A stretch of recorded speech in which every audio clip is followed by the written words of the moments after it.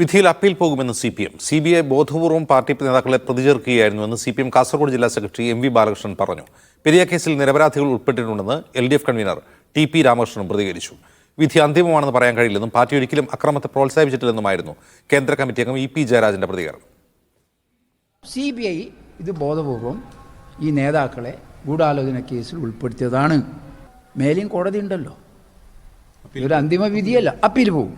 അത് വായിച്ച് അത് ചാർജ് ഷീറ്റ് വിധിപ്പകർപ്പ് പൂർണ്ണമായിട്ട് വായിച്ച് കണ്ടതിന് ശേഷം നിയമപരമായി ആലോചിച്ച് അപ്പീൽ പോകും. ഈ കേസിൽ നിരപരാധികളായിട്ടുള്ള ആളുകൾ ഉൾപ്പെട്ടിട്ടുണ്ട്. അതിന്റെ എല്ലാം വിശദാംശങ്ങൾ പരിശോധിച്ച് നിയമ നടപടി സ്വീകരിക്കാനേ സാധിക്കുള്ളൂ. ഇവിടെ CBI കോടതിയുടെ വിധിയെല്ലാം അന്തിമമാണെന്ന് ആർക്കും പറയാൻ സാധിക്കില്ല. ഇനിയും കോടതികളുണ്ട്, നിയമങ്ങളുണ്ട്.